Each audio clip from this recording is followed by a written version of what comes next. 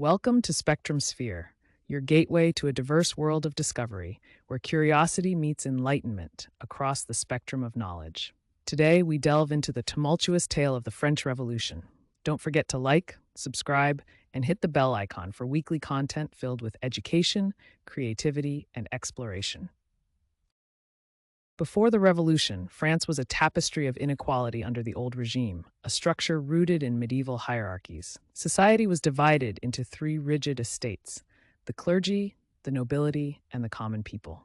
This system ensured power and privilege were preserved for the few at the expense of the many. In the ancient regime, French society was divided into three orders known as the estates. The first estate comprised the clergy, holding vast influence and wealth. The second estate included the nobility, enjoying extensive privileges. The third estate, encompassing the majority, bore the weight of taxation and had minimal rights. Amidst this rigid social structure, the Enlightenment emerged as a beacon of change. Philosophers like Voltaire and Rousseau challenged the status quo, advocating for reason, individual liberties, and democratic ideals. Their influential ideas planted the seeds of discontent, watering the revolutionary spirit that was soon to sweep across France. As Enlightenment ideas continued to spread, a severe financial crisis gripped France. Excessive spending by the monarchy, costly wars, and an inequitable tax system had bankrupted the state. The crisis exposed the inability of the old regime to manage the nation's finances, fueling the anger that would ignite the coming revolution. In response to the escalating crisis, King Louis XVI convened the Estates General for the first time in over a century. This assembly, representing the three estates of French society, was summoned with the expectation of approving new taxes. However, it quickly became a platform for widespread demands for significant political and social reform. Frustrated by centuries of inequality, the Third Estate boldly declared itself the National Assembly on June 17, 1789. They claimed to represent the people of France and embarked on a revolutionary quest to draft a new constitution, setting the stage for a profound shift in the nation's governance and ideals.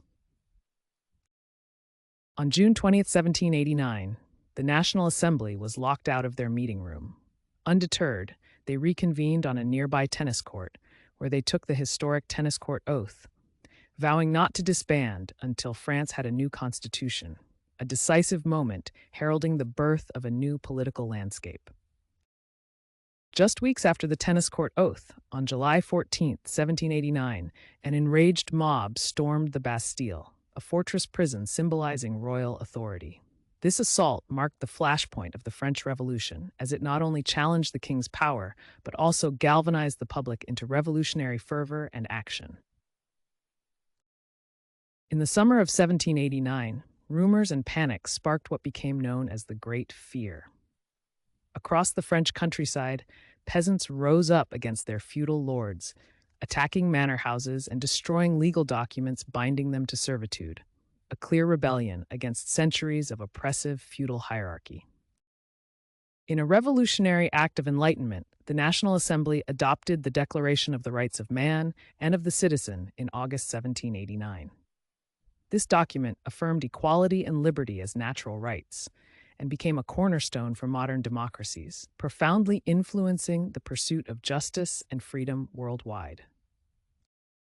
In October 1789, an enraged crowd of women, incited by food scarcity and soaring bread prices, marched to Versailles. Demanding action, they invaded the palace, confronting the king and queen. Ultimately, the royal family was compelled to relocate to Paris, a move that symbolically put them under the people's watchful eye. As the revolution gained momentum, the Jacobins emerged as a powerful political force. Driven by leaders like Robespierre, they advocated for radical changes, pushing the revolution into its most extreme phase. This period witnessed the birth of the Reign of Terror, redefining the course of French history. In 1793, Maximilien Robespierre, leader of the Jacobins, dominated French politics, enforcing the Reign of Terror. His rule was marked by mass executions, where suspected enemies faced the guillotine. The terror aimed to purge France of threats and protect the revolution, but it also sparked widespread fear and chaos. The guillotine, a symbol of the Revolution's darkest days, would seal the fates of Louis XVI and Marie Antoinette. In 1793, the king was convicted of high treason and, amid jeering crowds, was executed. Months later, the queen too faced the blade, her demise marking a chilling turn in the revolution. As the revolution radicalized, France found itself at odds with monarchies across Europe.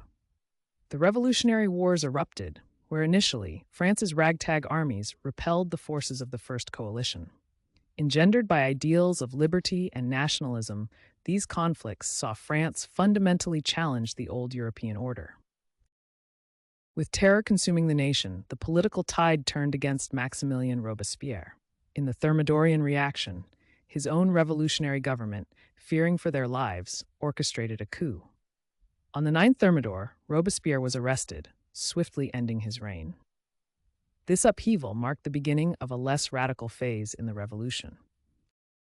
In the aftermath of the Reign of Terror, the National Convention set up the Directory, a new 5-member executive body. This phase sought stability, but was marked by political corruption and ongoing war. Despite its flaws, the Directory played a crucial role in shaping the subsequent chapters of French governance. As France grappled with instability, a young Corsican general was making his name on the battlefields. Napoleon Bonaparte emerged from the chaos, hailed for his military genius and leadership. Initially appointed to command the French army in Italy, his victories there and in Egypt soon catapulted him to political prominence. In the quest to reshape French society, one of Napoleon's most enduring achievements was the establishment of the Napoleonic Code. It laid down uniform legal frameworks, abolishing feudalism and promoting meritocracy, while unfortunately limiting women's rights. Even after his fall, Napoleon's legal legacy continued to influence laws around the globe. As the revolution radically transformed France, it equally left an indelible mark on art and culture. Paintings began capturing the fervor for change, depicting key moments like the storming of the Bastille. Literature, too, reflected the era's ideals, while the era's music echoed the calls for liberty and fraternity. As France was engulfed by revolution, the rest of Europe watched with a mix of fear and fascination. Monarchs feared the spread of revolutionary ideas, leading to a coalition of powers, including Britain, Austria, and Prussia, forming alliances to oppose France. This united front sought to contain the revolutionary fervor and restore the old monarchical order. In 1798, Napoleon, seeking to expand French influence, embarked on the Egyptian campaign. His goal was not just to disrupt British trade routes, but also to establish a French presence in the East. Though initially successful, the campaign ultimately revealed the limits of Napoleon's military reach and Britain's naval strength.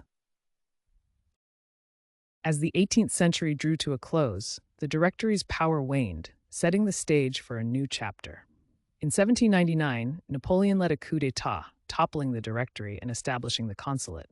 This triumvirate government, with Napoleon as first consul, was a pivotal step towards his eventual crowning as emperor. In 1804, the political landscape of France transformed once again.